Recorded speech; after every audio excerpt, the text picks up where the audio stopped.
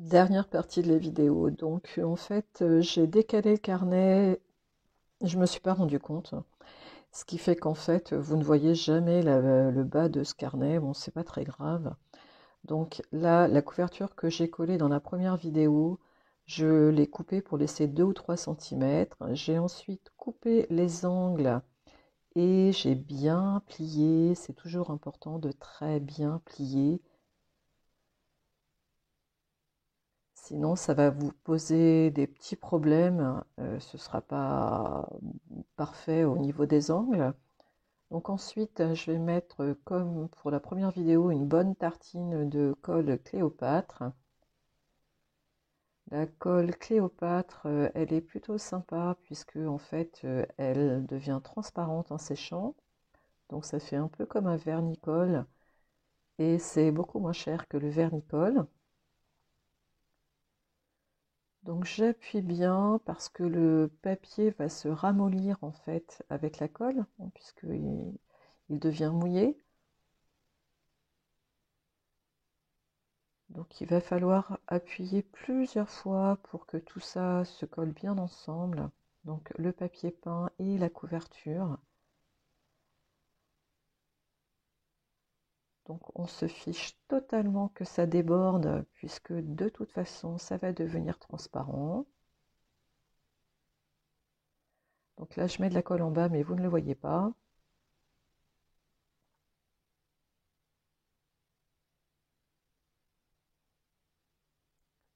Donc j'appuie à nouveau, j'appuie bien pour que ça colle bien.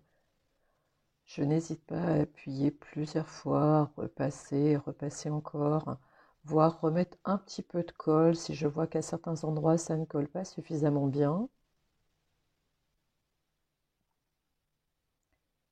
J'appuie bien aussi sur la bordure pour bien appuyer encore sur les angles.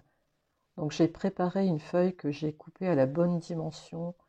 Donc je laisse 2 ou 3 millimètres en fait tout autour de la couverture. Et je vais venir coller dessus pour cacher un petit peu la bordure et renforcer encore. Ça fera une couche supplémentaire à l'intérieur. Je pose une feuille de papier brouillon pour ne pas mettre de la colle partout. Donc avant de coller cette fameuse feuille, je réappuie à nouveau pour que toute la colle qui était en dessous puisse partir. Voilà, j'appuie bien.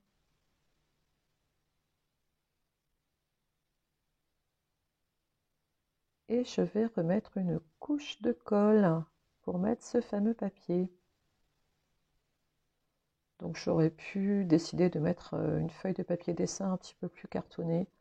Là c'est du papier imprimante vert, c'est pas très épais. Donc on verra un peu des bulles et des traces, mais bon, moi ça m'est égal.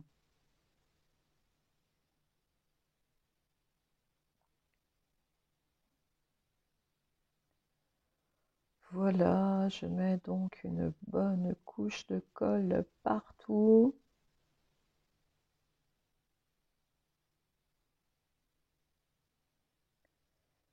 Et je colle la feuille verte qui va cacher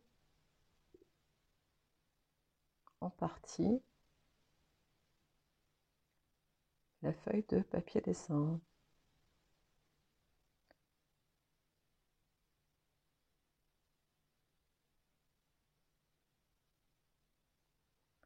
Donc toujours pareil, hein, j'appuie bien pour enlever toutes les petites bulles de colle. Voilà, je mets le papier brouillon pour que les feuilles ne se collent pas entre elles. Là, je vais couper ce qui dépasse en fait au niveau de la reliure. Donc je vais d'abord couper en biais, ce sera plus facile ensuite pour couper au ras.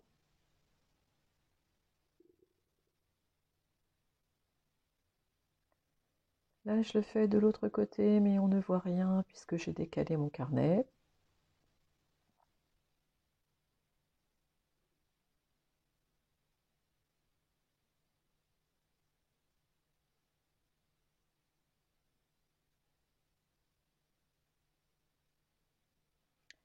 Et j'ai décidé d'écrire carnet de culture. J'aurais pu décorer autrement.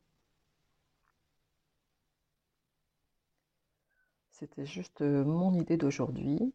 Donc j'ai écrit carnet de culture sur une feuille de papier imprimante jaune. Et je vais donc coller mon écriture sur ma couverture qui est sèche.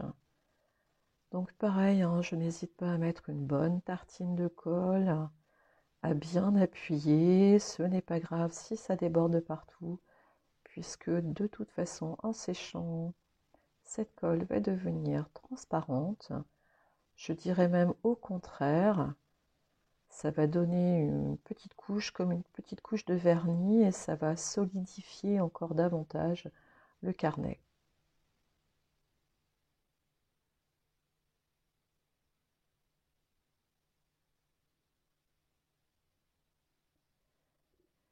Bien sûr, tout ça n'est pas une obligation. Si vous n'avez pas de colle, vous pouvez éventuellement mettre du scotch.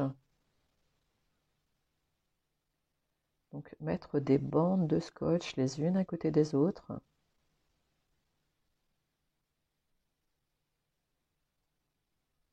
S'il y a des couturiers ou couturières, vous pouvez faire une petite housse pour mettre le carnet dedans ou coller du tissu sur la couverture.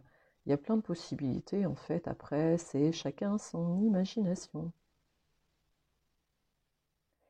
Et voilà, on va attendre que ça sèche.